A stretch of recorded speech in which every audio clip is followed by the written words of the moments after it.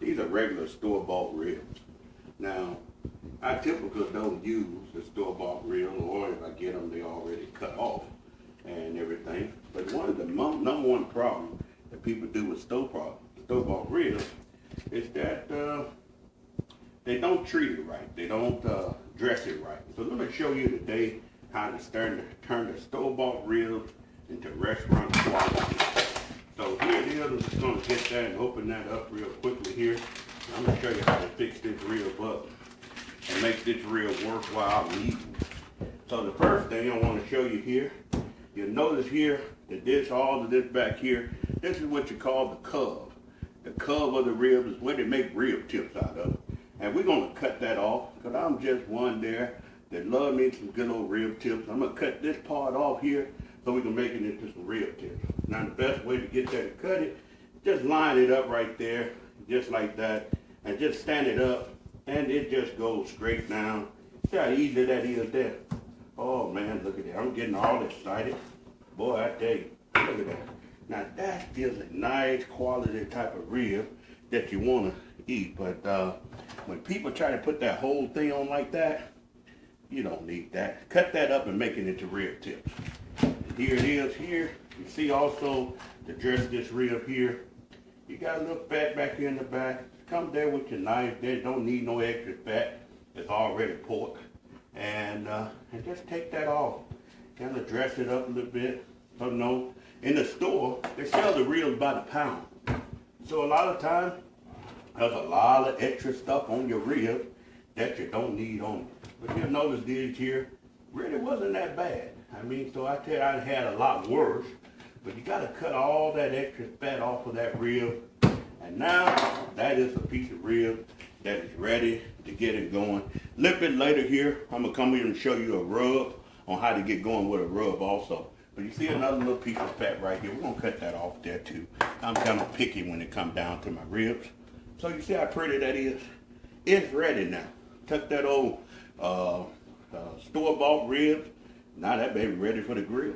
Hey, man. Hey. See you in a moment. Fusion Explosion Barbecue. And here we go one more time. Here we go. I want to show you a good old rub. I like to do similar to a Memphis style rub. And what this is here, this is about your tablespoon method. You got a tablespoon of good old red pepper, cayenne pepper. You got a tablespoon of seasoned salt. You got a tablespoon of, you won't believe it, but I put a little bit of sage in here. And most importantly, if you're down in Memphis here, you got to put some nutmeg off in there. So I got a little nutmeg off in here. This is my little Cajun spice here. Right here I have a chili powder. And you see that maybe a quarter cup, half a cup, something like that, of chili powder, you see right there. And a little bit over a quarter. Have about a teaspoon of ginger. And we have maybe a little bit over a tablespoon of sugar there. So we just take those ingredients right there, mix them all in here together. Most important thing in a good rub, don't go crazy with salt. Now, I really don't even like putting the salt off inside of my rub, but I dab it up a little bit with that red pepper, that cayenne pepper, and it does the trick. And but I cook with a very little bit of salt. Now you see one more thing here, that you see the sugar off inside of there, and people tell you that the sugar would burn.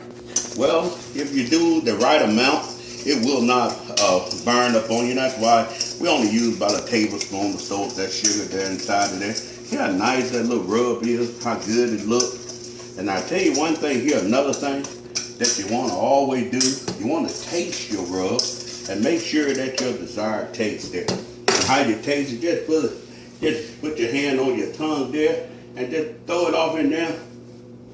And wham bam. Boy, you got a rub there. Oh man, I can taste all those spices. Oh boy, I tell you, that little sage coming out there. And then we're gonna take here. See, I got my rib already here, and we just take it here. Now I want to show you something here. And as we clean our rib here, not just in water, but I use Coke and vinegar, and I kind of brine it that way, softening up everything, and then we come on back over here. But that's how I clean it real good. I use Coke and vinegar when I'm doing it, but that's just the way I do it. You can do it whichever way you want to do it. So we're just going to take a season here, come in here and go real heavy with it. Oh yeah, we go heavy. And just rub it in there. You gotta take your time to it, I tell you, and just rub it real good. I tell you, that's the key to a good old, you know, Memphis style rib there. You rub it real good. Yeah, don't be afraid to put your season on. That's why if you take your time, make a good rub like what I just did there. None of the season will overpower one another. There'll be a good balance. And that's the key to having a good old barbecue. If you don't get the rub, the season right, you can throw those ribs away. But I tell you here what I'm doing here, but it's just about where we want it to be. I'm gonna show it to you here in just one moment here. We want to make sure we get this. Don't leave nothing uncovered. I mean, get it all. And then I want you to come in there and just have a little fun in your kitchen there, you see? Have a little fun. Beat that season down off inside of there. Oh boy, yeah. And throw a little bit more on the back side there. Man, we ready to go because you don't have to put waste too much on your back because it'll come off on you. And that's the, oh, my. Make me want to eat it right now.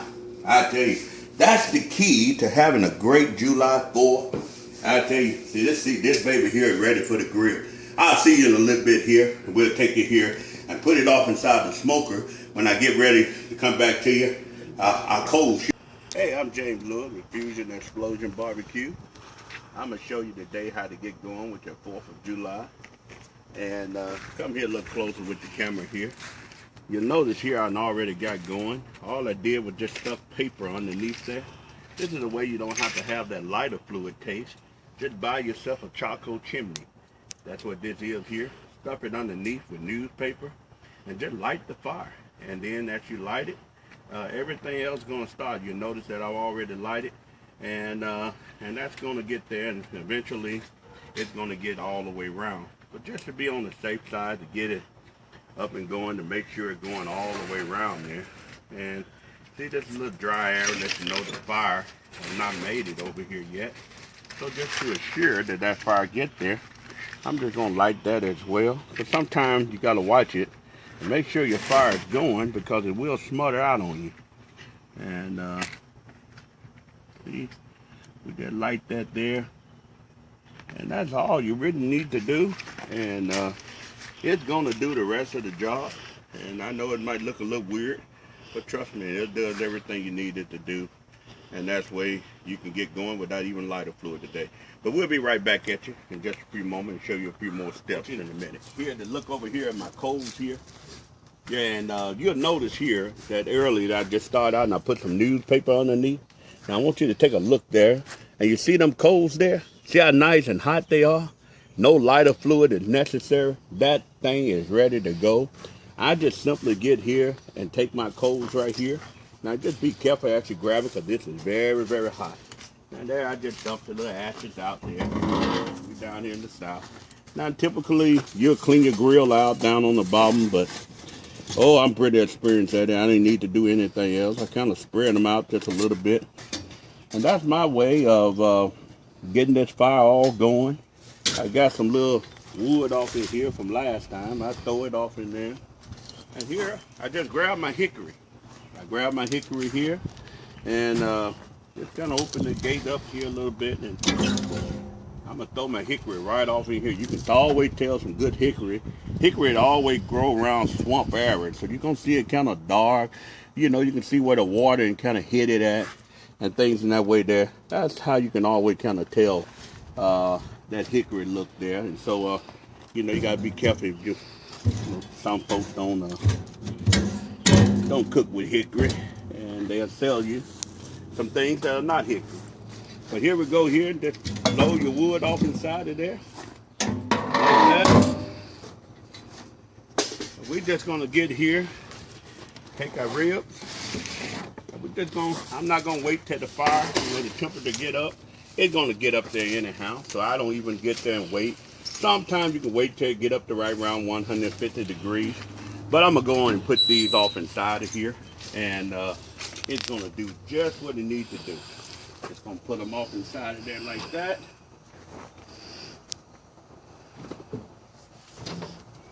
Throw that other one there. Oh, don't forget about our rib tips now. We're gonna put them off in there as well. Sometimes they get a little long on you. Just throw them in there. They're gonna all go and do what they need to do.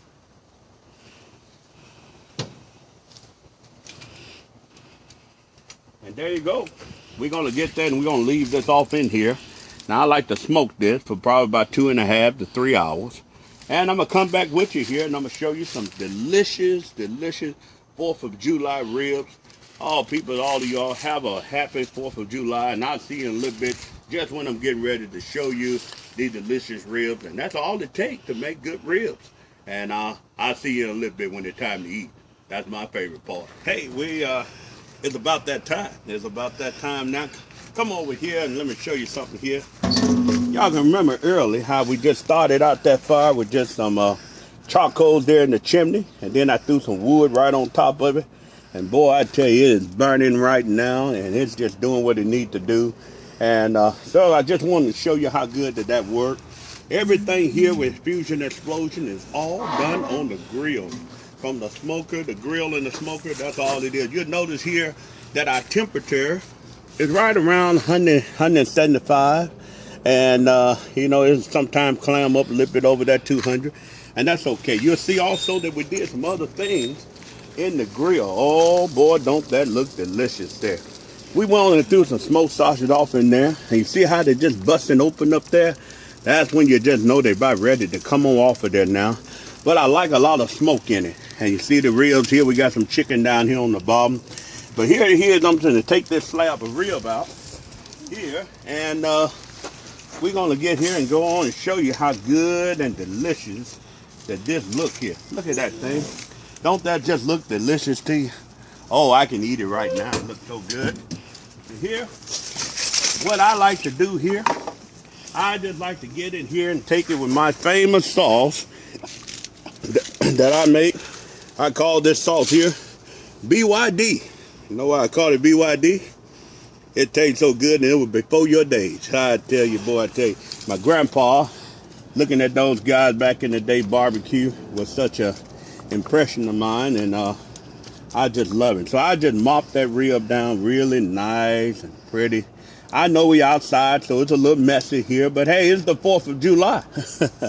So, and I'm going to flip that over here. Yeah, I just used my hand because I'm going to eat that. And I flip it over and give it a little sauce back here in the back. Oh, boy, I tell you. Now, some folks like to just go ahead on and throw it back on the grill and let the sauce cook in there, too. And ain't nothing wrong with that neither. But I just like to get it nice and brushed. Get it all nice and wet there. And now I'm going to show you here. Now I'm going to give you another little trick here. When that bone start crawling back from your meat there, that's when you know that rib is ready to be. It's soft and it's tender. So watch this here. Watch how this knife just come right through there and just, you see how that just cut? Oh boy, that is something good. You see, in my time with ribs, I've had one problem with rib. And the only problem I ever had with rib is that I just get them too tender. I never had a problem getting there grilling them, but sometimes they'll get there and they'll just fall all the way apart. But these here, I can tell by the look of them, they're just perfect. And watch this here.